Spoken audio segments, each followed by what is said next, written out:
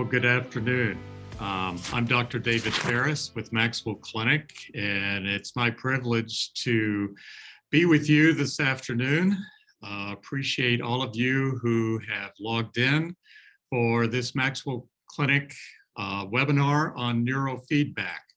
In particular, we're going to be talking about its use in anxiety, depression, and ADHD.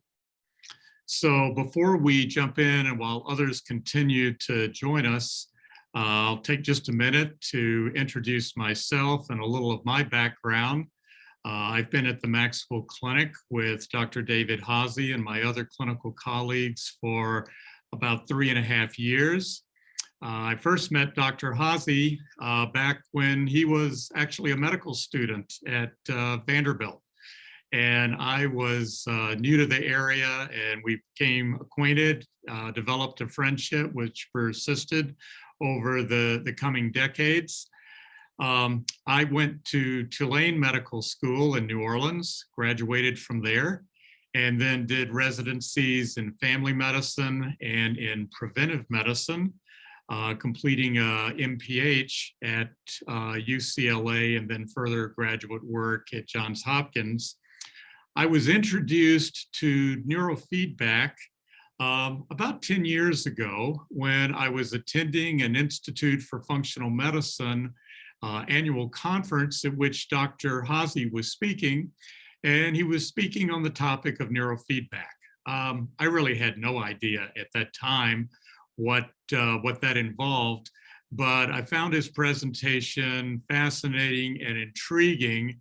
And so that was my first exposure, but I never dreamed that years later, I would actually be working with him and involved in neurofeedback as a therapy at the MaxWell Clinic.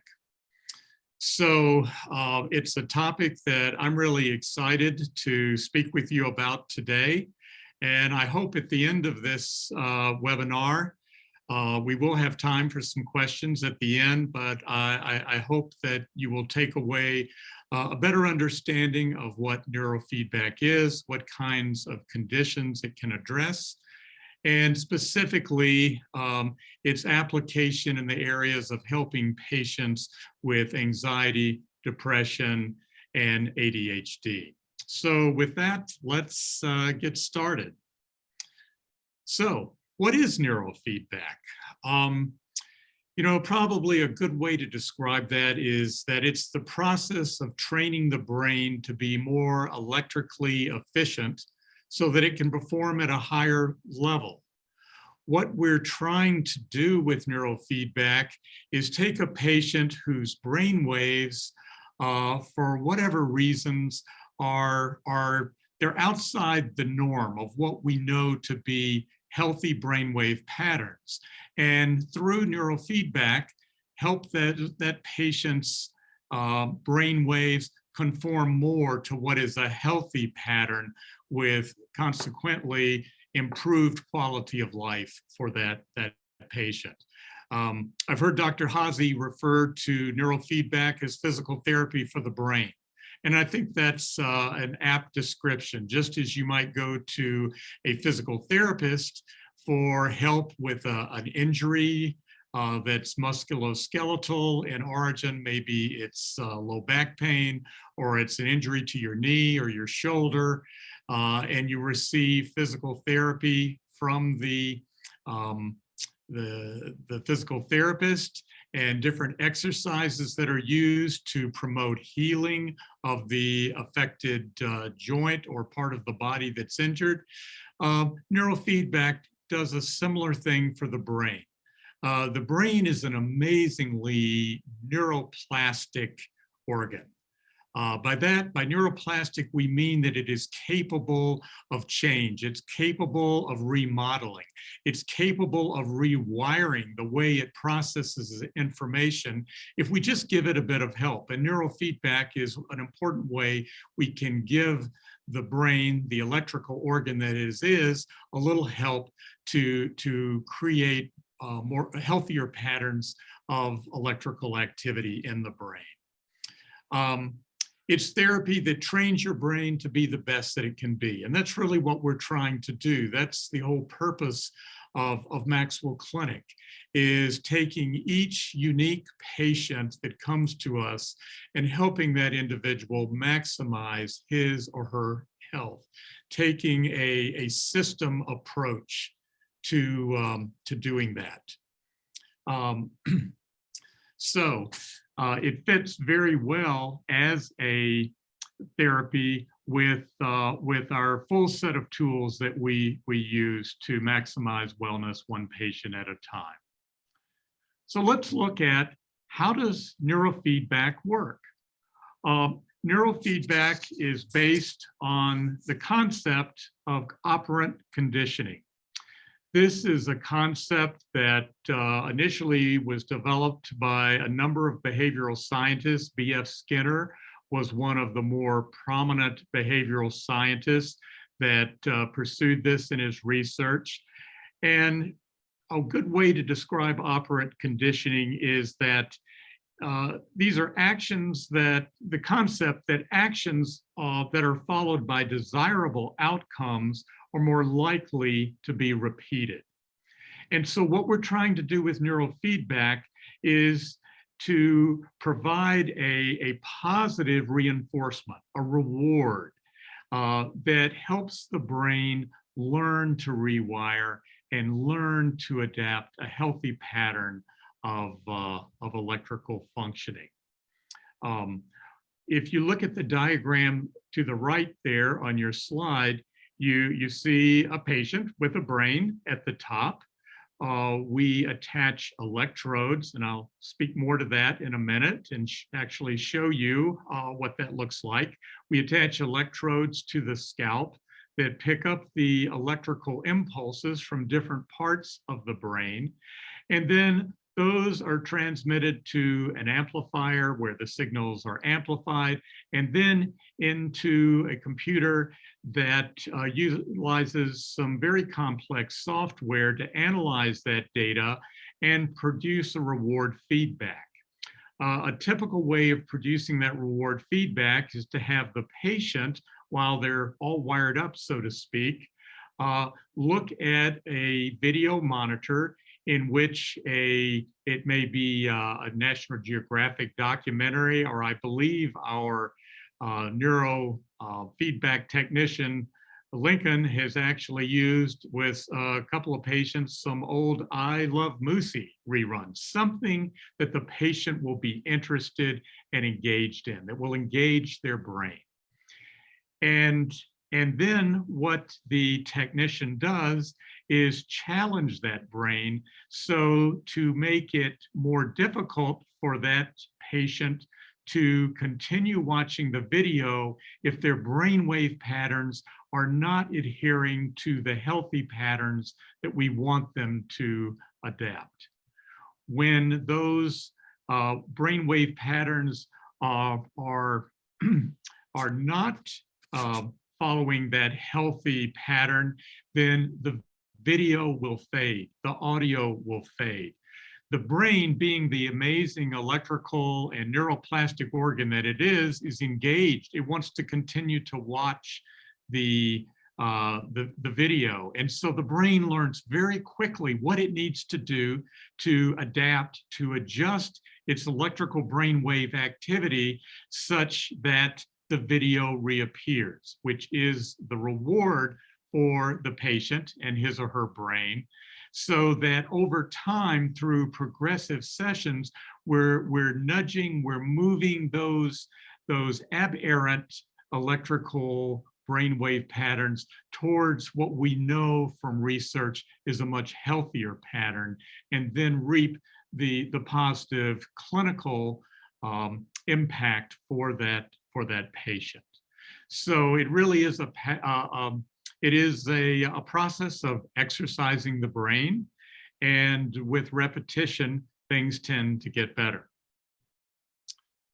So here we have a few photos. You see a patient in the upper left-hand photo. That's Lincoln, our technician, applying what looks like much like a swimmer's cap to the top of the head of the patient. And you see those little white, they look kind of like white lifesavers on there, but they're actually electrodes. And once he has that fitted and properly positioned with those electrodes over the appropriate areas of the brain according to an international standard of electrode placement, then he will inject a small amount of conductive material. Patients typically call it the goo, to make sure that we've got good electrical contact with each sensor and that part of the scalp. And then from each of those electrodes, you can see in the middle picture on the screen is a small cable, and one for each of those 19 electrodes. And those plug into an amplifier, which amplifies the electrical signal that the brain is generating, and then passes through the software, which drives this whole process of training, of neurofeedback training for the patient. All right, so that tells you a little bit about what neurofeedback is and the process. Let's talk about what kinds of assessments do we do with a new patient who is coming to neurofeedback. That always starts with a clinical consultation. If it's a patient who is enrolled as a MaxWell Care member, that consultation, that conversation will be with his or her assigned clinician.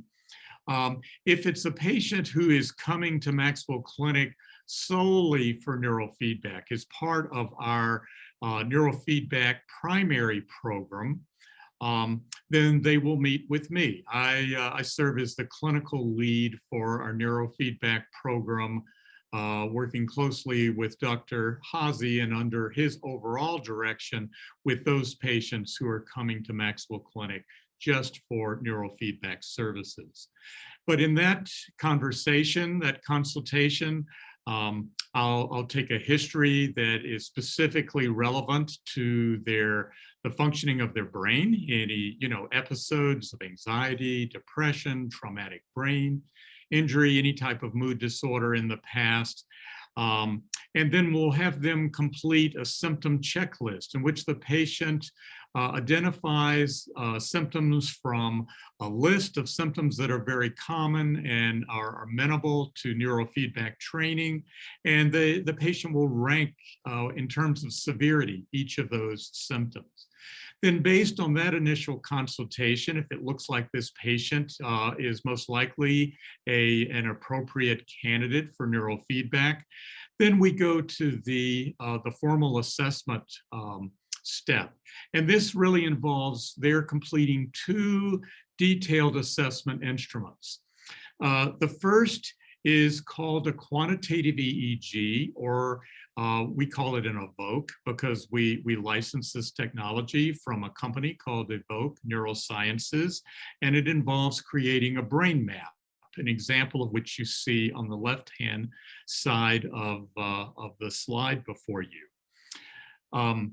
But this involves the patient coming in, working with Lincoln, usually takes about an hour and a half in most cases, in which he will put the full cap that you just saw on and take readings with eyes open and eyes closed. There will be readings in which the patient is presented with a visual stimulus, and we're taking lots of measurements that's processed through the software.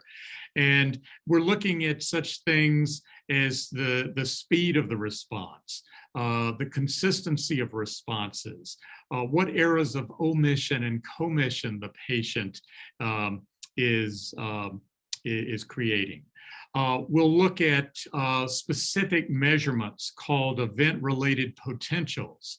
There are 3 in specific. These are internationally accepted measures, one having to do with attention, how quickly does the brain engage with a particular stimulus, and then another measure that has to do with the ability of the brain to process information. and to sustain attention. And then the third having to do with visual processing. All of this information gives us very valuable data regarding how that patient's brain is actually functioning. And then finally, we will the software will generate what we call a head map or a brain map.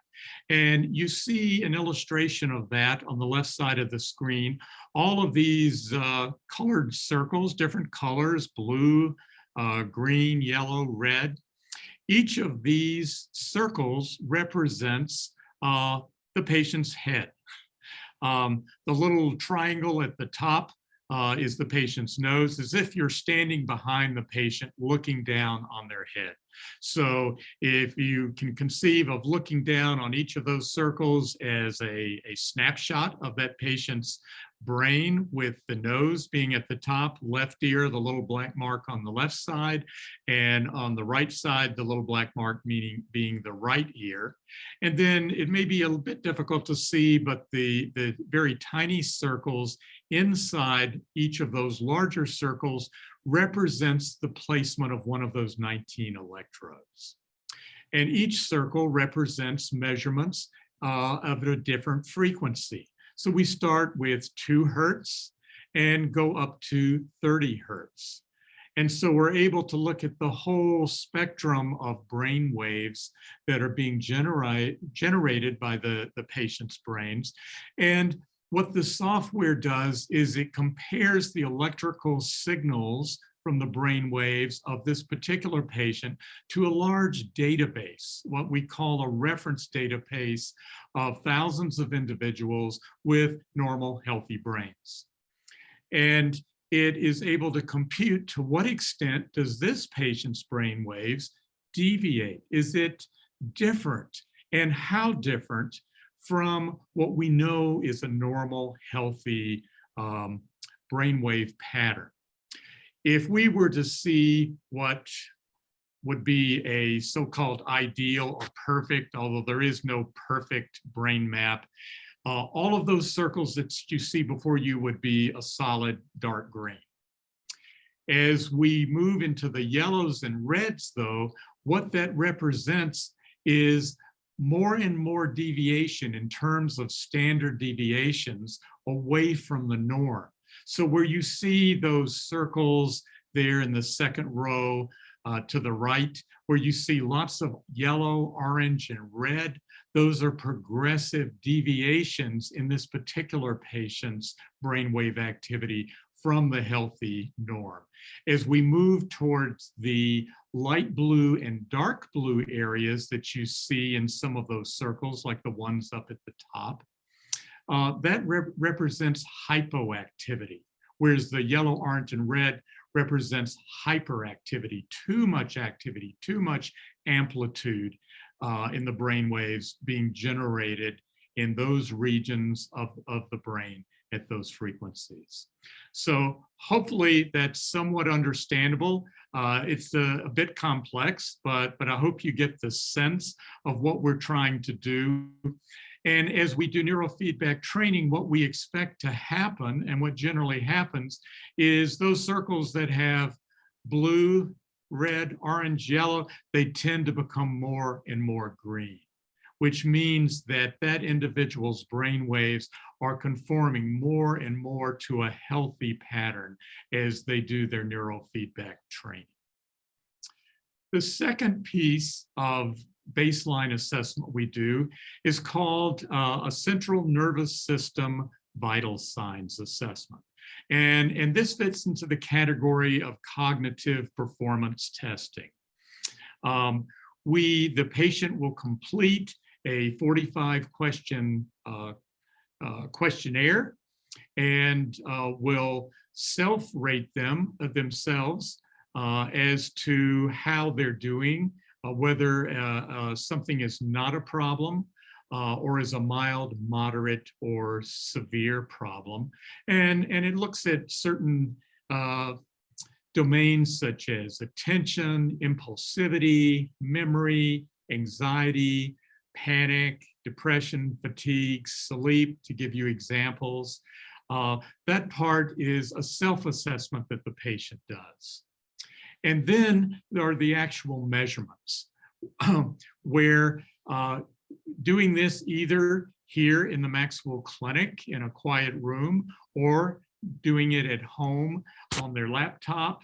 Most patients these days do it at home when they've got a quiet place, and they're taken through a series of tasks which require their focus, their attention, and we can measure about 14, 15 different domains of cognitive functioning, such things as visual memory, verbal memory, psychomotor speed, reaction time, simple attention and complex attention, processing speed, executive functioning. And that's what you see is a sample image there on the right of the slide that you're looking at now, that shows an individual patient's scores and shows the percentiles, how they compare with a large reference population of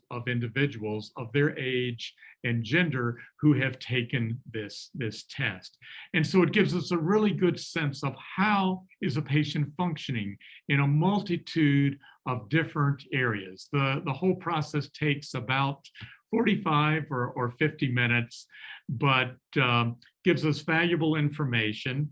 And these two assessment instruments together, in addition to the clinical assessment that is done either by me or their assigned clinician if they're a MaxWell Care patient, allows us to see, is this patient an appropriate patient for neurofeedback? Is neurofeedback a therapy that is likely to help them?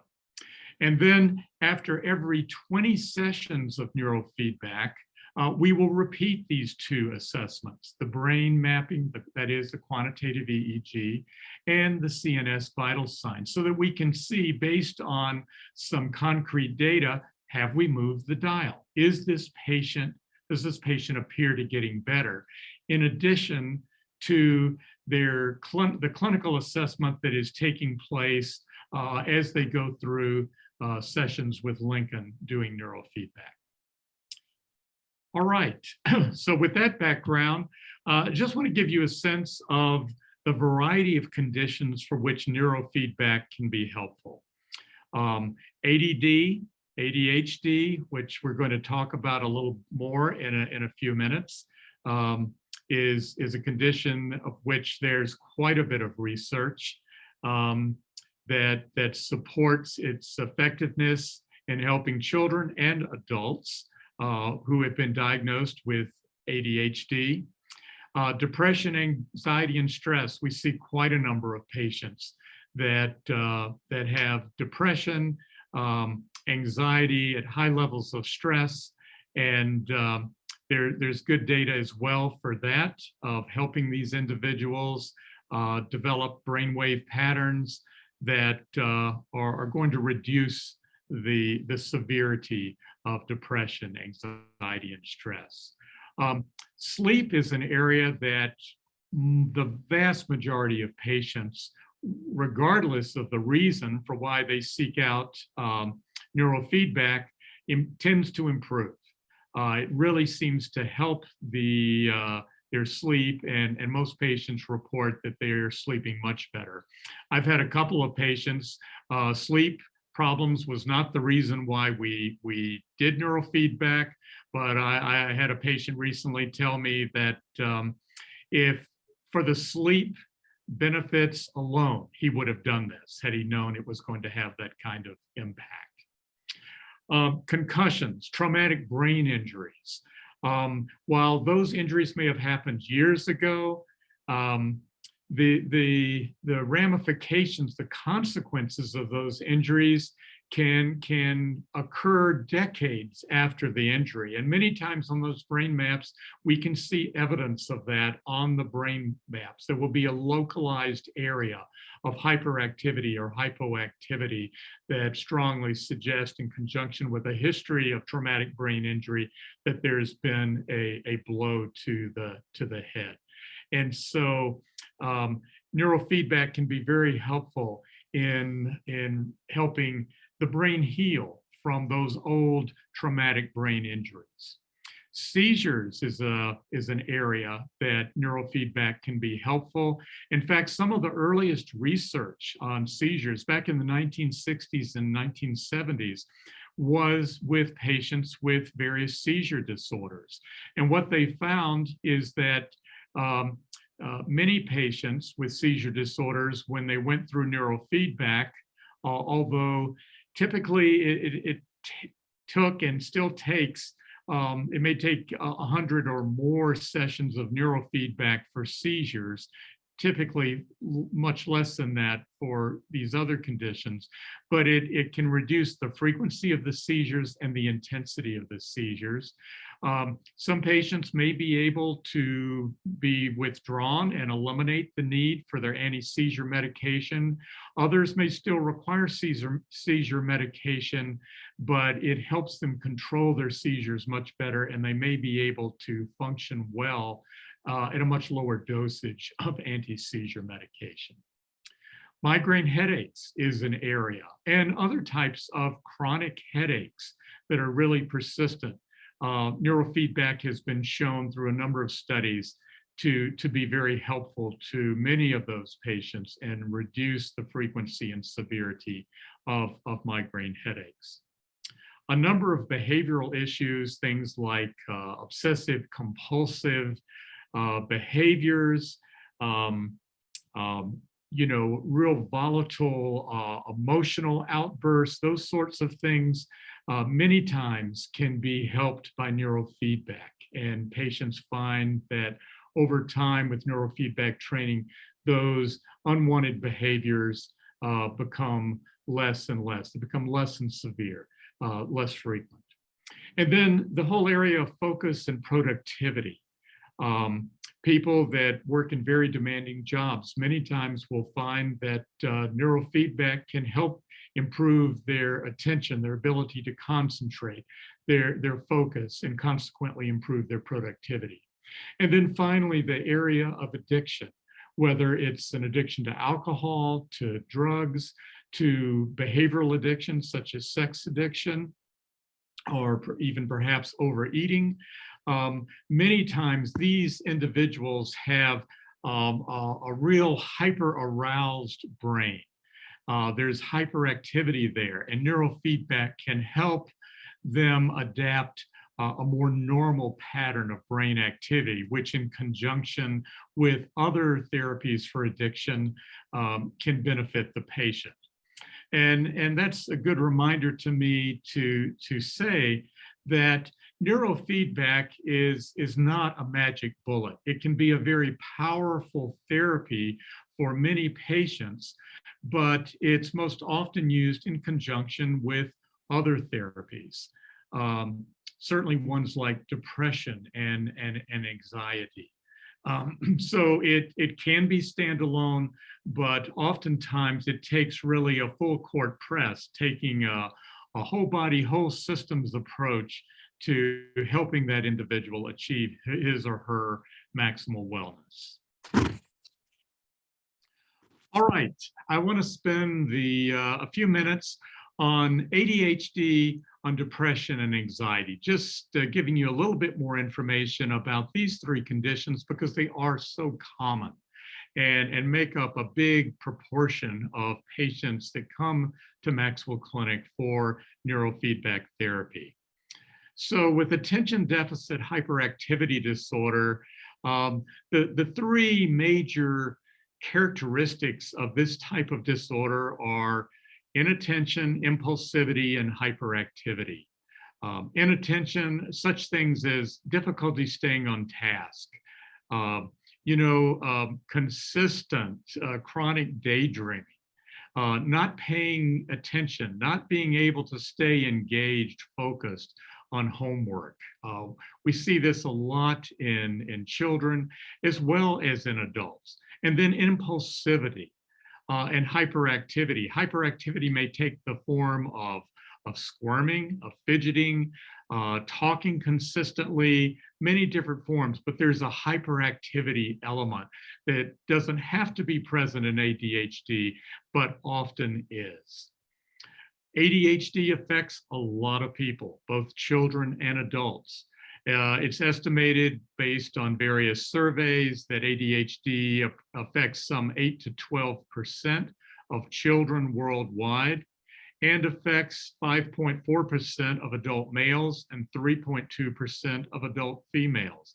That's a lot of people, a lot of children, and a lot of adults. Some respond quite well to medication, to the various stimulant medications. Some do not, or the side effects of those medications are really worse than the condition that they're experiencing. All right. Let me share with you just a brief vignette of an actual MaxWell Care patient. This was a patient that I have seen myself, a young man in his early 30s. He had a history of ADHD that was diagnosed in his teen years. He received a trial of stimulant medication, but it was not very successful. It really made him feel so badly. While his ability to concentrate and focus increased, the medication was working there, the side effects were worse for him than his struggle with concentration and affection and his ability to do well in the classroom. And so he abandoned it after a few months. He came to us and was interested in seeing whether neurofeedback could help him. In his initial CNS vital signs, one of the two baseline assessments we just discussed, he scored at the 9th percentile for complex attention and at the 12th percentile in executive function. These are two areas of cognitive functioning that very commonly are very low in patients who are struggling with ADHD. And certainly the 9th percentile and 12th percentile that he scored prior to his neurofeedback therapy certainly supported being in that category. When we did his initial quantitative EEG, he had very reduced speed and power for his ERP information processing measure. That too is very common in individuals with ADHD. And then finally, he had what we call a very high theta-beta ratio.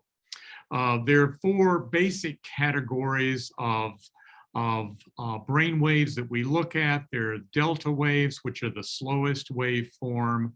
There are theta waves, which are also slow waves, alpha, which are a bit faster, and then beta waves, which are the fastest waves.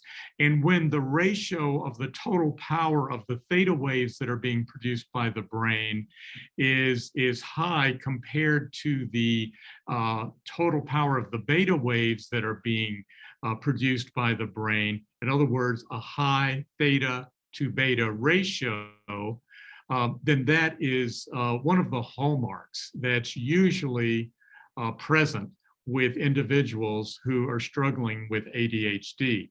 In this individual's case, it was 2.391.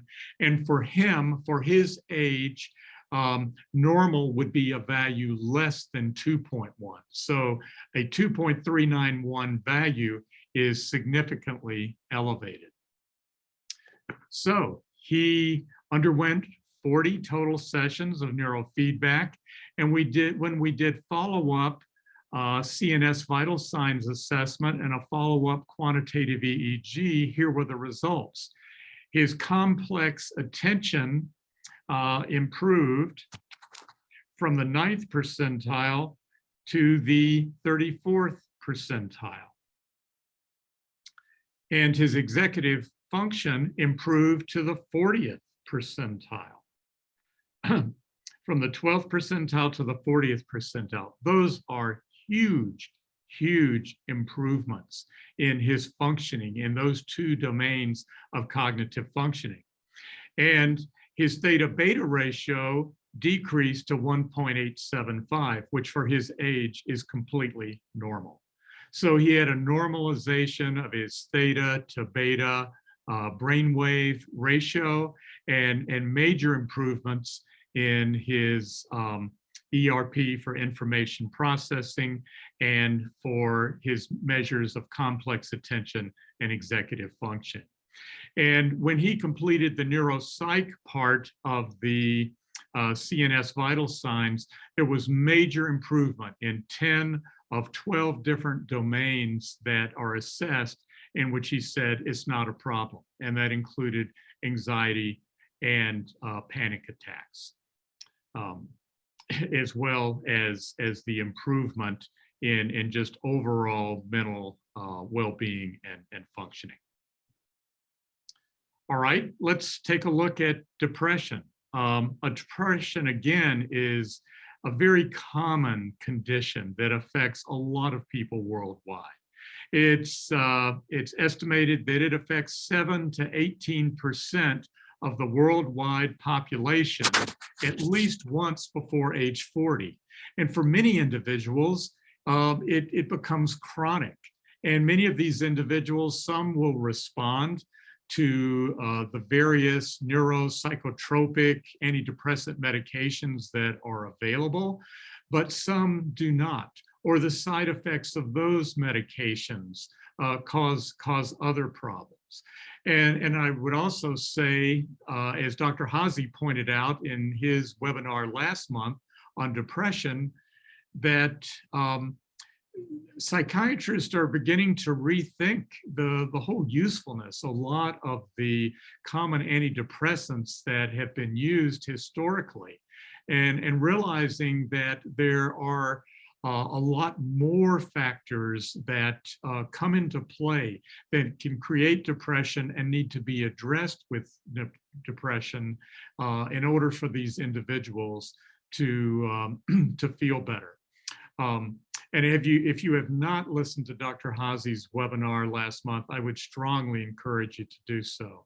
It's a fascinating conversation regarding depression and all of the different factors that can come into play in creating a state of what we call depression, and then addressing those causes to give people relief from the depression that they're suffering with. Depression creates a number of cognitive deficits. These include, deficits in their mood, in their affect, in their arousal, their personality, their higher processing functions. It's a disease which can be extremely debilitating and affect not only them, but also their families, their loved ones, their friends. What's very common in these individuals is on their brain map, we see frontal hypoactivity. We see more blue there in the alpha frequencies. And we'll also see delayed speed and or reduced power in their attention and information processing ERPs. Those are very common patterns for the depressed patient. There's been quite a bit of research on neurofeedback and its use in depressed patients. And the research is very supportive, that it plays an important role in the total therapy for depressed patients. But remember the soup. If you heard Dr. Haase's webinar last month, that will make sense to you. What we're talking about soup is the biochemical environment in which the brain exists. Is that individual eating a healthy diet? Are they exercising consistently? That's the foundation of all health, not just brain health, but all health. What's the health of the gut? There's an important gut-brain connection, and lots of research just a huge explosion of research on the brain-gut connection and how important the health of the gut is to the health of the brain. Does the patient have optimal omega-3 fatty acid levels? Do they have optimal vitamin D levels? All of these things help make up the soup and are important.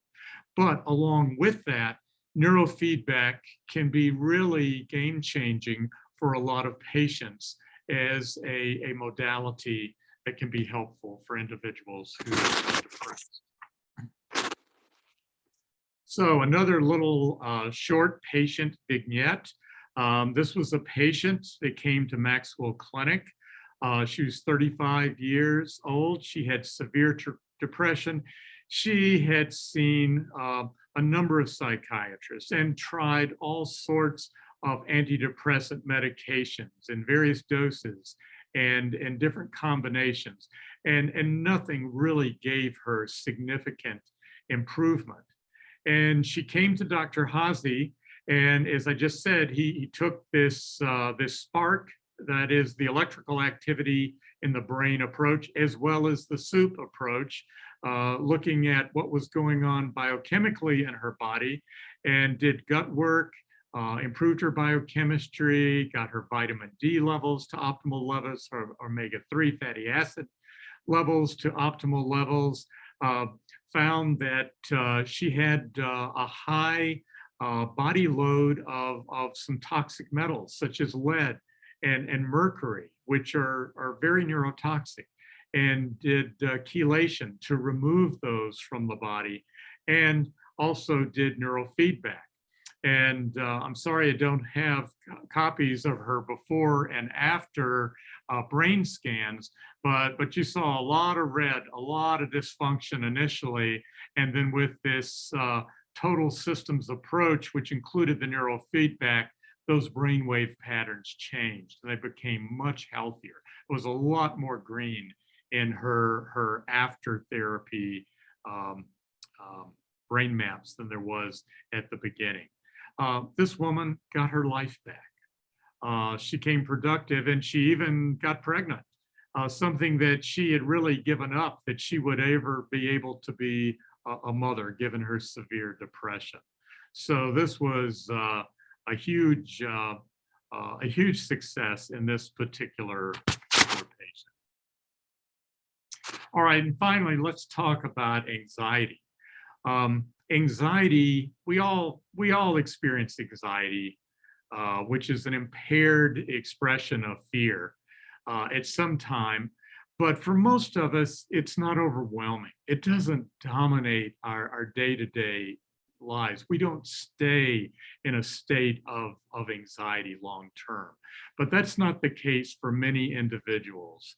And so it's a mental condition that involves extreme fear or worry. It can take different forms, what we call a generalized anxiety disorder, various phobias, PTSD, panic disorders, which are very frightening and scary for the individual that struggles with panic attacks. The lifetime prevalence in Western countries is on the order of 20 to 30%, which is a lot of people, millions and millions of people. Therapy in the past has been mostly focused on psychotherapy and medication, and there are definite benefits of good psychotherapy, and medication can play a role as well. But most patients do not want to be on medication for their chronic anxiety all their lives.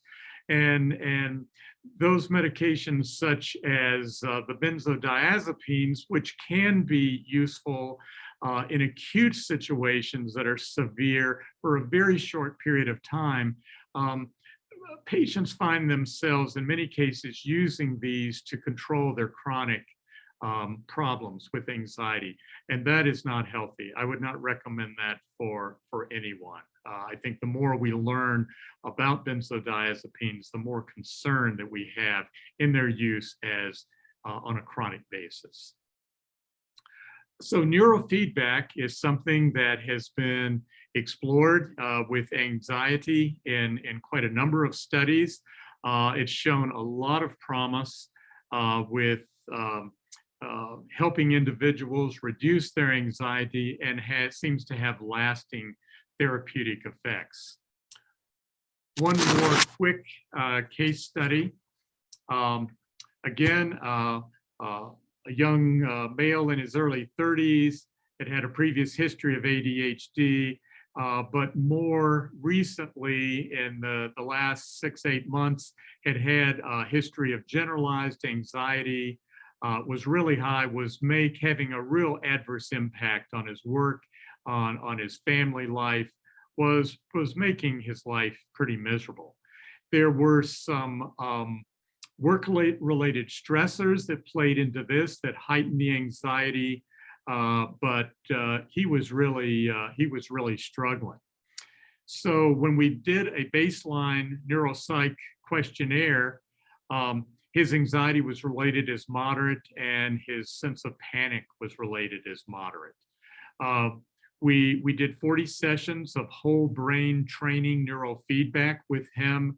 And when he repeated his neuropsych questionnaire, he rated his anxiety and panic as not a problem.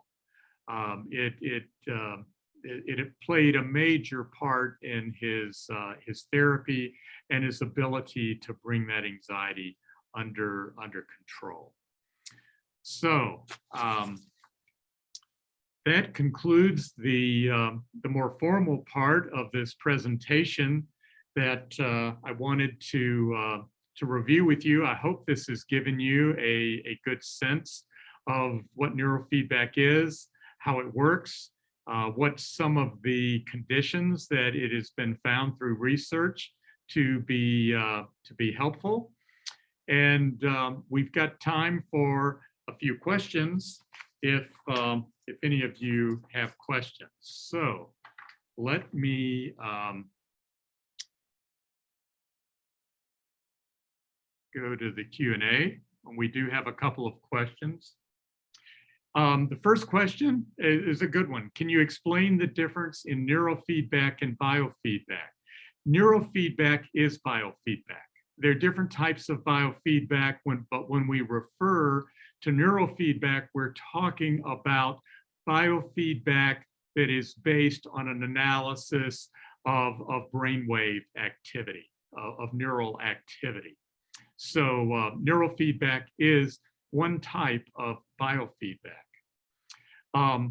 Another questioner says, can you talk about the cost? The best way, what I would do is refer you to, feel free to call our office, and they'll go with you. Someone will go through with you all the detail of the initial evaluation, doing the CNS vital signs assessment and the quantitative EEG assessment, and then the actual cost of neurofeedback sessions. So I would refer you to that. I don't want to misquote anything, and we want you to have the most accurate information. So feel free to call the office. You'll be put in touch with the appropriate individual who can give you all that detail. Next question is neurofeedback helpful with dyslexia? You know, that's not an area that I have had direct experience with. It may be helpful. That is something that I would have to investigate and see. I'm sure someone has looked at that, but I'm sorry, I don't know the question off the top of my head, and I don't want to give you inaccurate information. Another good question is, are 40 treatments the standard, or does the number of treatments vary? It's a great question. It varies. We will not engage neurofeedback with a patient unless they're willing to do at least 20 sessions. We find that's a good beginning number.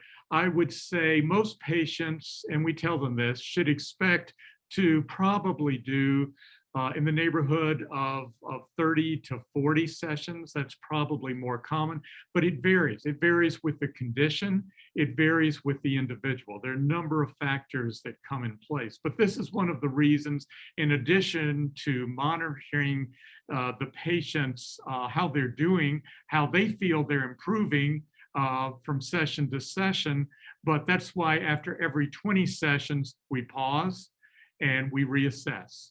We repeat the CNS vital signs assessment, we repeat the quantitative EEG assessment, and we look at the numbers and we compare, because we want to know, are we moving the dial for this patient? Sometimes the numbers, significant improvement in numbers will be apparent before it is to that individual. What's often common is, a lot of times I'll have a patient come and you ask them how they're doing. They say, well, I think I'm doing a little better. And their spouse or another family member is with them, and you ask them, how do you think this patient is doing? And they just nod their head. Oh, yes, he or she is so much better. I see so much progress, which is an encouragement to the patient. So, you know, a lot of people do 40, some people do less. Some people need to do more, but that's something we continually assess after every 20 sessions, and it's discussion with the patient. When a patient reaches a point where we say, you know, we think you've gotten sufficient benefit from this, and you can pause now, or you can stop now. In other cases, we may say, we recommend that you do some more, another 10 sessions or 20 sessions before we stop. So it's on a very individual basis, but the patient is part of that decision making. Couple of other questions that have come up. Can children do neurofeedback? Yes, this is probably most common with ADHD.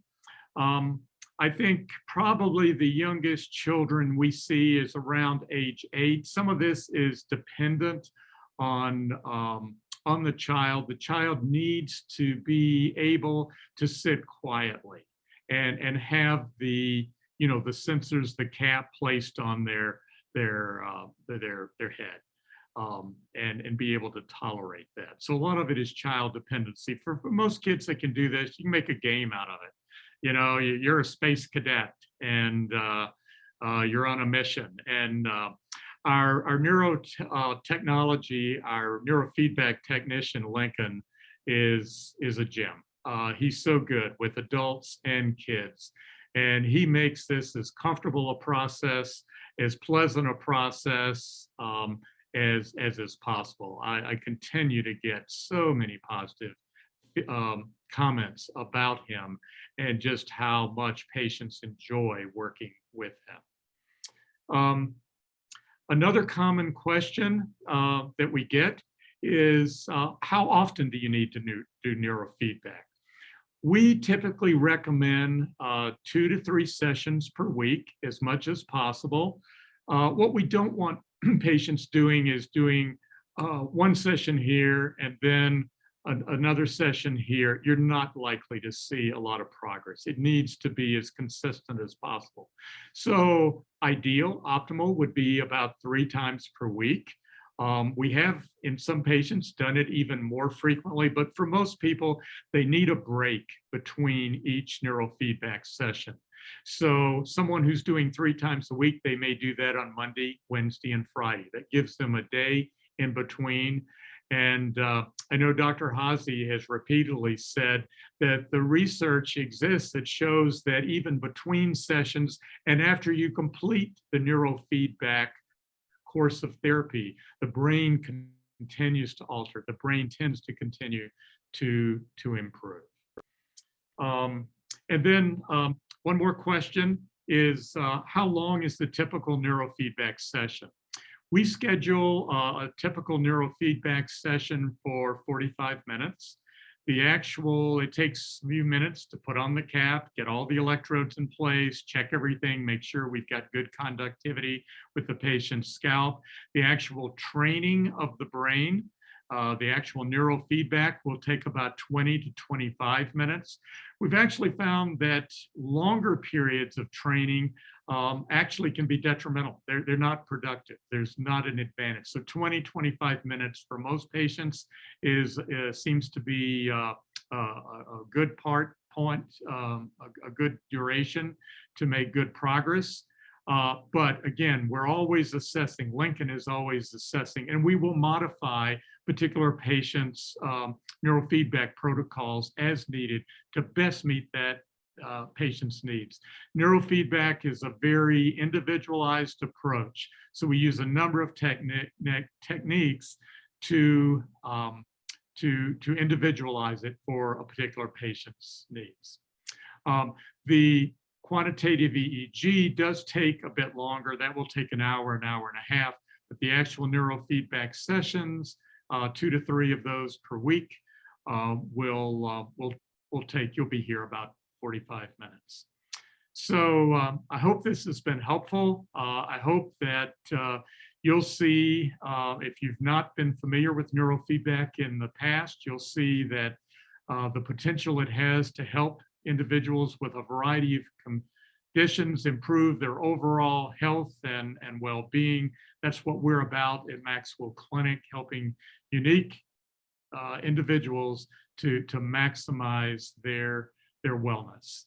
So thanks for joining. I hope this has been helpful, and I hope I'll have the opportunity to see some of you for neurofeedback soon. Thanks so much. Bye.